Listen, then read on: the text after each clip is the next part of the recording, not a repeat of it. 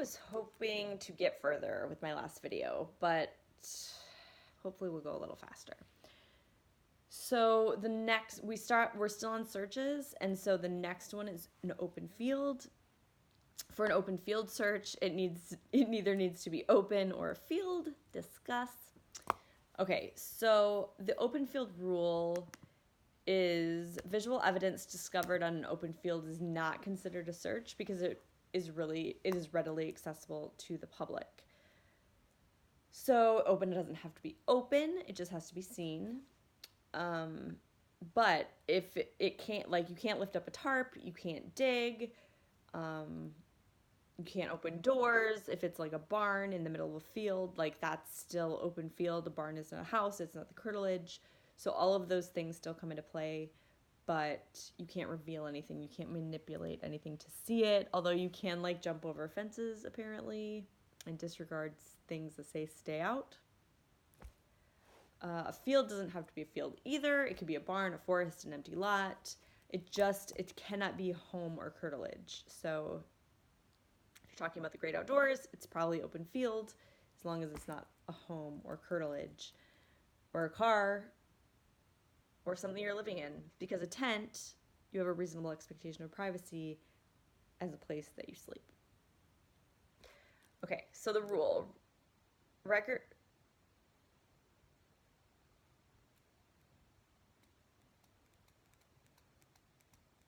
That is not supposed to be in this section, but it's supposed to be in a different section, which I will move.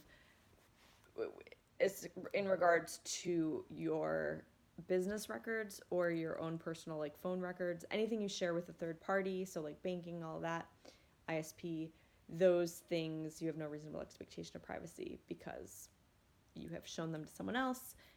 And then the exception to this is cell phone pings, because they say that there's just too much information in that they could follow you for the rest of your life, and nobody wants that in society.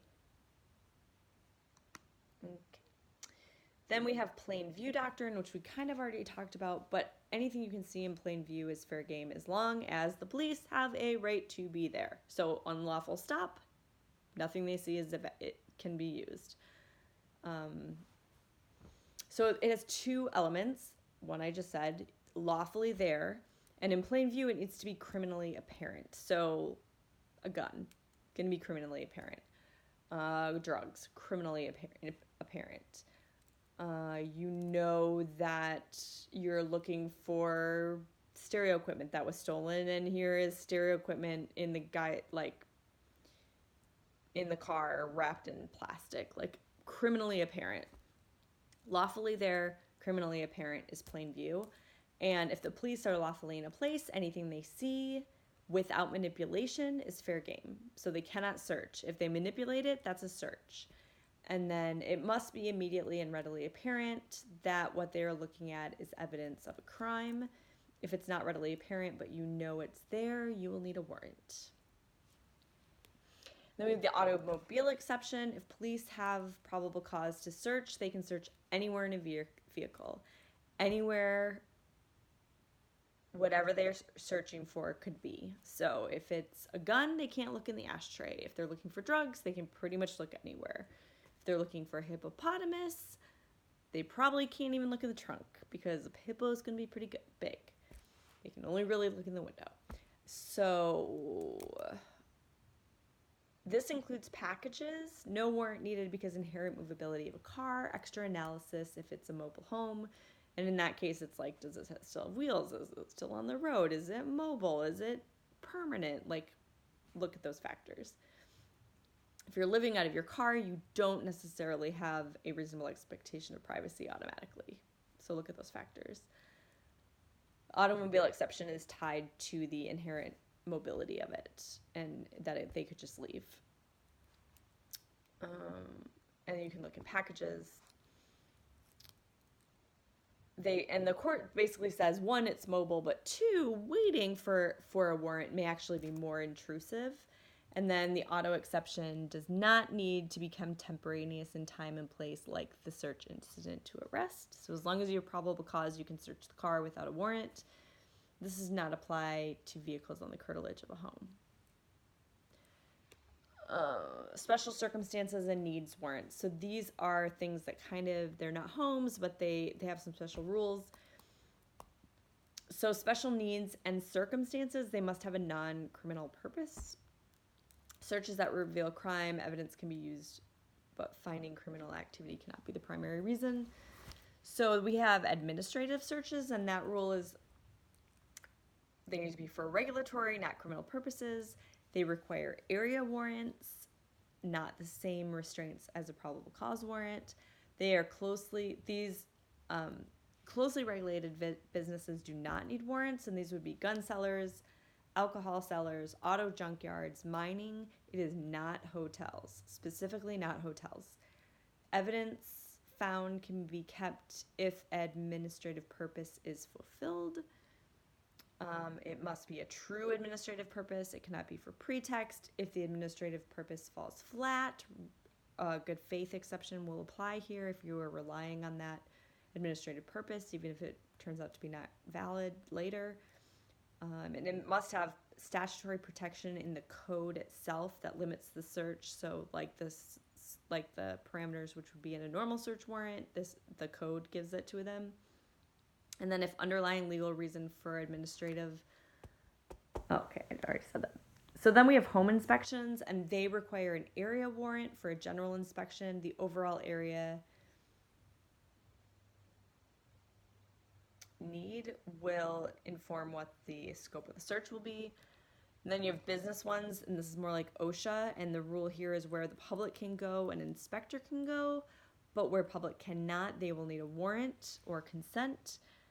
That's true with government offices too, that like if it's readily apparent or seen, they will not need permission or a warrant, but if they want to go like in your filing cabinets, then probably they will.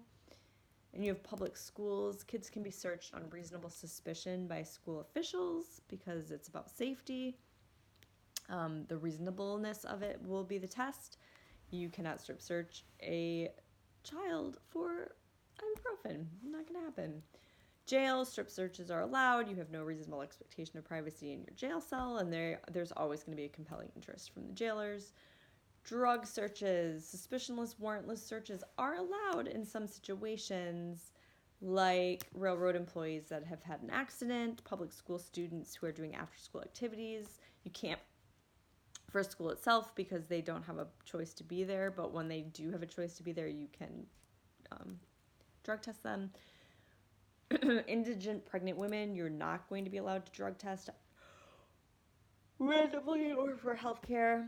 Same with politicians, not going to be allowed. Permanent checkpoints, they can make you stop, and they can also do secondary stops. They do not have to stop you, but they can choose to.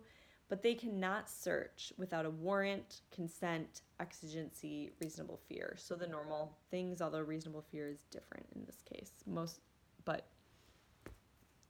And then border searches, you got to look at the level of intrusion to the body and destruction of the property to find out whether something is routine or not. Routine searches are unlimited and require no level of suspicion because border safety is really important. Non-routine require reasonable suspicion. So the test relies on routine and asks how destructive the routine it was to the property. So if it destroys the property, it's probably not going to be allowed, or the compelling interest needs to be a lot greater. And same with the person. Strip search is going to be pretty invasive. A cavity search is going to be incredibly invasive. So you're going to need reasonable suspicion or more if it goes to that level. Lower courts are split on electronics because they are so invasive, but national security, border security is so important that they're split. Okay, then we have temporary checkpoints. They must set time, place, rules, and those are set by an administration. There's no additional questioning unless reasonable suspicion. There can be no searches without getting a warrant, and there cannot be, and when the search cannot be for criminal purposes. Sometimes it is for like DUI checkpoints and stuff, which is inherently criminal, but the bigger purpose is safety. So they're going to say, well, that's about safety and crime is secondary. And then you have inventory searches, which also are used for our independent source, which we already talked about in the last video. And so as long as there is a real reason and they're not pretextual, inventory searches are allowed. And I'm going to take that one out because actually there's a bigger rule. So a violation means the evidence is out. Anyway, okay, so the inventory searches, the rule is they must be for a valid inventory purpose and for a routine procedure. Valid inventory purpose pursuant to a routine procedure. So this cannot be the first time it's ever done. Valid purpose? No. It's got to be a routine. And this is good for inevitable discovery or independent source. But because it needs to be for a valid inventory purpose, we had a case where they like vacuumed and then they saw what was in the vacuum and that was it. That's not valid inventory. So this is considered a community caretaking function. It needs to be routine police procedure, and it must actually be the routine. Even if impounding is only a choice, the police are allowed to make it and then do the inventory. So that could be a pretext, but the inventory can't be. Probably cannot break into a locked suitcase and say it was inventory. So there's a locked suitcase in the trunk. They get it out and they say, oh, inventory, let's see what's in it. Not going to be allowed. Just like vacuuming, not going to be allowed. It cannot be pretext in the form of like, there actually needs to be inventory forms and they need to be filled out and like all the I's dotted, T's crossed. And electronics are, again, exempt. Here they are exempt. This isn't a border thing, so you can't go into electronics. Can we do warrants in the time that we have? Let's see. Warrants. Probable cause to search and arrest. So to get a warrant, you need probable cause. Probable cause is a reasonable probability. Reasonable probability. So probable cause is supported by objective facts. One officer obtains an arrest warrant on the facts that they have about a situation. But an arrest goes to a subjective thought. And that's the Davenbeck case. So if like one officer gets the warrant, but another officer is enacting it, the officer enacting it is going off of the collective knowledge of the other guy, and that can be good faith. But he's going off of not the facts of the probable cause, he's going off the facts of like, I subjectively think this is the same person that we were talking about. And so now I'm going to enact the warrant. Staleness of info can void a warrant. So if you're thinking that you probable cause for a joint in someone's pocket, that's going to get stale real quick. But if it's a stolen vehicle, that's probably going to be around longer. When enacting a warrant, arrest, or search, police can detain anyone on the property. I say that again later, so we'll go fast. But cannot stop someone off the immediate presence. A warrant must be based on probable cause. This is the rule. A warrant must be based on probable cause, describing with reasonable particularity the place to be searched and the thing to be searched for. Reasonable mistake of fact is allowed. The scope of the search is limited to what is being searched for and where it can be found. So a hippo won't be in a gun safe and drugs can be anywhere. If something is too broad, a court will sever that from the warrant. They will not call the whole warrant bad, but they will take that part out of it. You must say with reasonable particularity what you're finding. So if it's drugs, but if it's bales of marijuana, like you need to say that. If it's tires, they want to know like what kind. If you can't just say jewelry, what kind of jewelry are you looking for? Mail will not be the things found in the mail, all of those things. Even with probable cause and a warrant, the search needs to be reasonable. So Winston we're not going to require someone to have surgery to get bullet fragments out of them, especially when you don't need them. and Hummel was documenting a new mother, like not even dressed at a birthing center. No, unreasonable. Warrants can specify the time they're good for. They usually need to be enforced in the day, but they don't necessarily have to be. It will probably say. If a warrant expires, you need to get a new one, period. They cannot just be extended. Once the thing searched for is found, the police have to leave. They can come back with another warrant, but they cannot stay and keep looking. I'm asking a question about probable cause for finding other things, but that's all there is to right there. If you were searching for a hippo, we already said that. If you are searching for a hippo and they find a hippo, they have to leave. If they are searching for drugs and they find drugs, they can continue because there might be more drugs. There probably isn't going to be more than one hippo.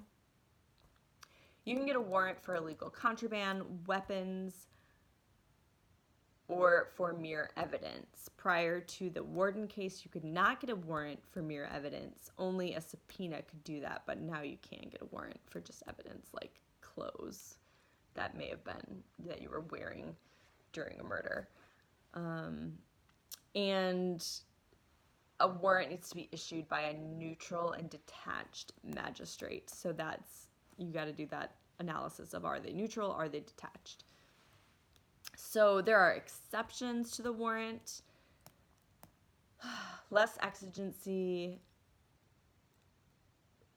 Okay, so the first one is exigency. That is less important now that we have electronic ones and can get like very, very fast warrants. Exigency. The nature of the offense will have a lot to do with finding of exigency.